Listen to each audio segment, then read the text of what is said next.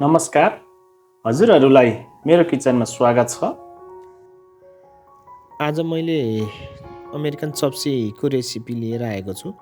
यसलाई हामीले रेस्टुरेन्टको भन्दा स्वादिलो स्वादमा घरमा सजिलै कम सामग्रीमै तयारी गर्न सक्ने गरेर यसको भिडियो बनाएर ल्याएको छु। सुरुमा हामीलाई नुडल्स चाहिन्छ। मैले चाहिँ नुडल्सलाई बोइल गरेर लिएको छु र यसमा हामीले 1-2 चम्चा कर्नफ्लोर राखेर एकचोटि यसलाई राम्रोसँग मिक्स गर्नुपर्छ।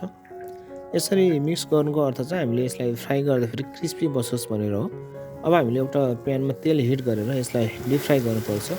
हामीले यसलाई सुरुमा चाहिँ ग्यासको फ्लेम अलि मिडियम साइज र पछि ग्यासको फ्लेम चाहिँ अलिकति हाईमा गरेर डिप फ्राई गर्छौँ। यसलाई हामीले फ्राई गर्दा चाहिँ दुवैपट्टि साइडमा पल्टाएर दुवैपट्टि लाइट गोल्डन ब्राउन कलर आउने गरेर क्रिस्पी हुने गरेर फ्राई गर्नुपर्छ। यसलाई हामीले अलिक धेरै ब्राउन हुने गरेर फ्राई गर्नु हुँदैन, किनभने यसको कुकिङ प्रोसेस चाहिँ हामीले यसलाई तेलबाट बाहिर निकालिसकेपछि नि केही बेर रहिरहन्छ, त्यसैले डढ्न पुग्छ। त्यसैले यसलाई हामीले लाइट गोल्डन ब्राउन कलरमा निकाल्छौँ। निकालिसकेपछि यसलाई हामीले एउटा हातको सहायताले अलि मसिनो टुक्रा बनाउनु पर्दछ। अब हामीलाई भेजको आवश्यक पर्छ। मैले यहाँ केही भेज लिएको छु। भेजमा चाहिँ सुरुमा मैले गाजरको एउटा सानो टुक्रा, त्यस्तै मैले 2 पिस सिमी र 2 पिस ब्रोकाउली र मसरुम पनि मैले लिएको छु।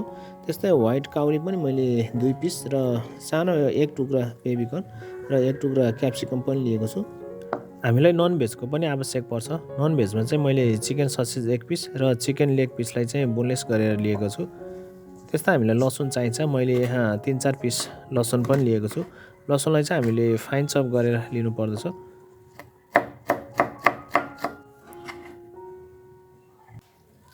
अब हामीले क्रमशःसँग क्याप्सिकम र ओनियनलाई पनि काट्छौँ।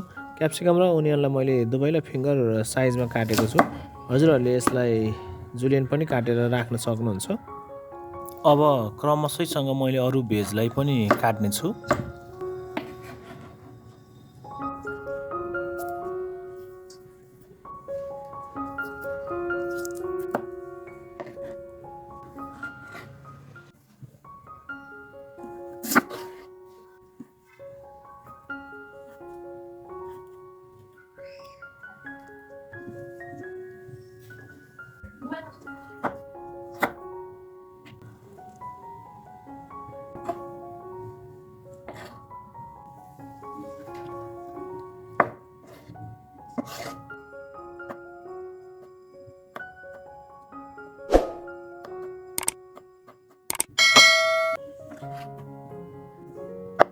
अब क्रमशःसँग मैले ससेज र चिकनलाई पनि काट्ने छु।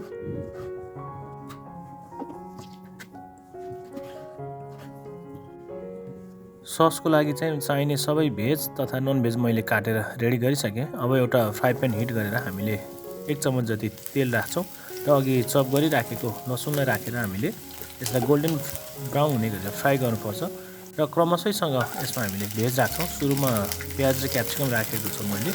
त्यसपछि अब यसमा मैले मसरुम र बेबीकर्न पनि सँगै राख्नेछु र यसलाई केही सेकेन्ड हामीले सोते गरिसकेपछि काटिराखेको चिकन राख्छौँ। चिकनलाई पनि एकचोटि हामीले मिक्स गर्नुपर्छ र यसलाई मिक्स गरिसकेपछि फेरि हामीले यसमा ससेज पनि राख्छौँ। अघि काटिराखेको ससेज पनि राख्यौँ र यसलाई एकचोटि फेरि हामीले राम्रोसँग मिक्स गर्नुपर्दछ। अब अघि काटिराखेको गाजर र काउली पनि मैले यसमा राखेको छु र यसलाई एकचोटि राखेर फेरि मैले राम्रोसँग मिक्स गर्नेछु। मिक्स गरिसकेपछि आफूलाई कति सस चाहिन्छ त्यही अनुसार हामीले यसमा पानी एड गर्नुपर्दछ। मैले चाहिँ यहाँ 2 पर्सनको लागि बनाउन लागेको भएर त्यही अनुसार पानी एड गरेको छु। अब यसमा स्वाद अनुसार हामीले नुन र हल्का लाइट गुलियो आउने गरेर हामीले यसमा चिनी पनि राख्नु पर्दछ। त्यस्तै व्हाइट पेपर पाउडर हामीले यसमा राख्छौँ र अब यसमा मैले 2 चम्चा जति टमेटो केचप पनि राखेको छु र यसमा 4-5 ड्रप भिनेगर पनि मैले यसमा एड गरेँ। अब अघि काटिराखेको सिमी र ब्रोकाउली मैले लास्टमा राखेको छु। यो चाँडै डिस्कलर हुने भएको र मैले लास्टमा राखेको हो।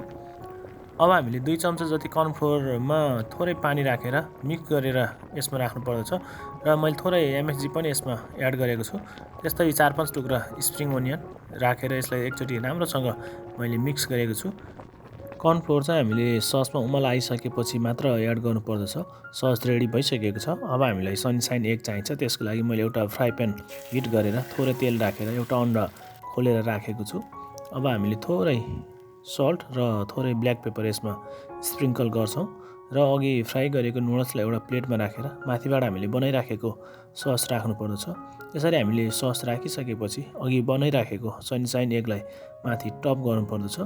यो चाहिँ पूर्ण रूपमा प्रोटिन, भिटामिन्स र कार्बोहाइड्रेटले कम्प्लिट एउटा डिस बनेको छ। यो चाहिँ एउटा मेन कोर्स हो। खानालाई निकै स्वादिष्ट हुने यो मेन कोर्स हामीले सजिलै घरमा बनाएर खान सक्छौँ। मलाई आशा छ हजुरहरूले सजिलै घरमा यसलाई बनाएर खान सक्नुहुन्छ। आजको भिडियो हजुरहरूलाई कस्तो लाग्यो लाइक, सेयर र कमेन्ट गर्न नभुल्नुहोला। यदि मेरो च्यानलमा नयाँ हुनुहुन्छ भने सब्सक्राइब पनि गरिदिनु होला। पछि फेरि भेट्ने बाचाका साथ बिदा हुन्छु। धन्यवाद।